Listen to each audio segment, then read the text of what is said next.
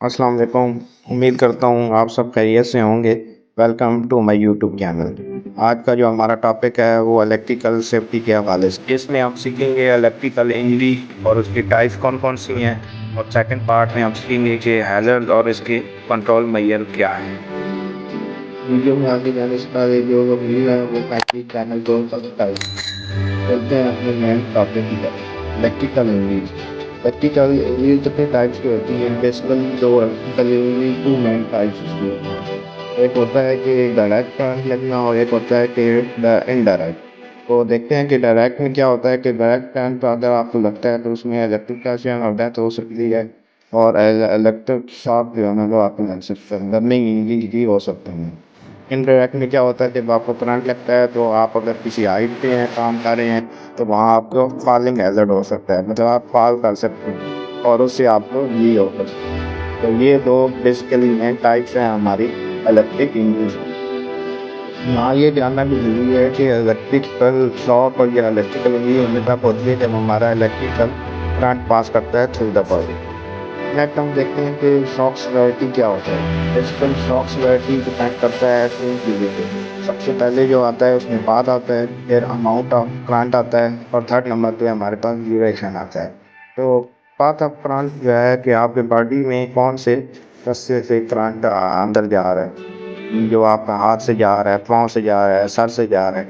तो path of current जो है ना वो शॉक की सिवियरिटी को बताता है। सेकंड अगर हम बात करें तो अमाउंट ऑफ करंट, आपकी बॉडी पे कितने एम्पेयर का अमाउंट ऑफ करंट फ्लो कर रहा है, और ये जो बहुत इंपॉर्टेंट है कि कितने एम्पेयर का करंट आपकी बॉडी पे जा रहा है। थर्ड नंबर पे हम देखते हैं कि उसका ड्यूरेशन क्या है, मतलब वो कितने टाइम के लिए आपकी बॉडी पे करंट अंदर ट्रैवल कर रहा है। तो 2 मिनट के लिए, 1 मिनट के लिए, कुछ सेकंड के लिए। तो यहाँ ये चीज़ भी इम्पॉर्टेंट है नोट करना कि ये ना समझे कि लो वोल्टेज है तो उसका ख़तरा कम है। लो वोल्टेज का ख़तरा कम नहीं होता, बल्कि वो डिपेंड करता है कि पाथ कौन सा है, अमाउंट ऑफ करंट क्या है, और उसका ड्यूरेशन क्या है। तो लो वोल्टेज डजंट मीन कि लो हैज़र्ड है उसका। फर्स्ट थिंग और important, path of current flow in the body. तो सबसे इम्पॉर्टेंट चीज़ ये है कि हमारा जो करंट का पाथ बनता है, वो सबसे पहले तो हमारे हाथ से बनता है कि हम चीज़ को टच करते हैं तो हमारा हाथ जो है ना सबसे पहले उसमें इन्वॉल्व होता है। तो जो कॉन्टैक्ट जो होता है फ्रॉम हैंड टू हैंड, तो उसमें आपको पता है एक हाथ दूसरे हाथ से टच करेगा तो क्या होगा कि हमारा हार्ट उसके अंदर आता है। तो जो सबसे इसका स्वेयर होता है वो ये होता है कि हैंड टू हैंड टच जब हुआ तो आपका हार्ट आया, तो हार्ट की वजह से आपका स्वेटी रेट बहुत ज़्यादा हो जाता है। सेकंड नंबर हमारे पास आता है हैंड डिक्रीज। फॉर एग्जांपल अगर हमें कोई करंट लगता है हाथ पे, तो उसका जो फ्लो है वो टूवर्ड फीट है। तो इट्स मीन के उसके दरमियान, इसके दरमियान भी हमारा हार्ट आता है, उसका भी स्वेटी रेट वो बहुत ज़्यादा होगा। फिर हेड टू फीट, मतलब ये कि सर पे आप कोई करंट किसी तार का लग गया है तो वो फ्लो कर रहा है पाँव की तरफ, तो इसके दरमियान भी हमारा हार्ट आता है। तो इट्स मीन के इन तीनों चीज़ों का स्वेटी रेट बहुत ज़्यादा हाई होता है। फॉर एग्जांपल अगर हमारा एक पाँव पे करंट लगा है और दूसरे पाँव पे भी करंट लगा है, हमारा हार्ट इसके दरमियान नहीं आता, ये है कि उसका स्वेटी रेट बहुत लो होगा, वो उसका स्वेटी रेट हम कम कंसिडर करेंगे। आप जानते हैं कि इलेक्ट्रिक शॉक के क्या ख़तरात हैं? कितने मिली एम्पेयर का करंट आपकी बॉडी पे क्या अफेक्ट करता है? अगर करंट 10 मिली एम्पेयर से अबव होगा तो आपके मसल कॉन्ट्रैक्ट हो सकते हैं और आपको पैरालाइज कर सकता है। और सेकंड नंबर पे अगर हम देखते हैं कि करंट 75 मिली एम्पेयर से ज़्यादा होगा तो उसकी वजह से आपको डेथ हो सकती है, आपका हार्ट बीट जो है वो रुक जाती है। तो इस सिलसिले में हमें फ़ौरन से डिफिब्रिलेटर का यूज़ करना है, जिसको AED भी बोलते हैं, और इसका मकसद ये होता है कि ये फर्स्ट एड प्रोवाइड करता है, आपकी हार्ट बीट को नॉर्मल करता है और आपके ब्लड फ्लो को भी ज़्यादा बेहतर करता है। तो defibrillator is use as a first aid in case of severe electric shock. अब चलते हैं आज के टॉपिक के सेकंड पार्ट की तरफ, जो कि है हैज़र्ड्स और उसके कंट्रोल मेजर। तो पहले जान लेते हैं कि इलेक्ट्रिकल हैज़र्ड्स क्या हैं। उसमें सबसे पहले इम्पोर्टेंट जो हैज़र्ड वो है इनएडिक्यूट वायरिंग, वायरिंग प्रॉपर नहीं होगी तो वो उसका बहुत बड़ा ख़तरा है। एक्सपोज इलेक्ट्रिकल पार्ट्स, इलेक्ट्रिकल की तारें वगैरह वो नंगी होंगी या उनके मुख्तलिफ पार्ट्स एक्सपोज होंगे तो वो हैज़र्ड है। वायर विद बैड इंसुलेशन अच्छी नहीं होगी वायर्स की तो ये भी एक ख़तरा है।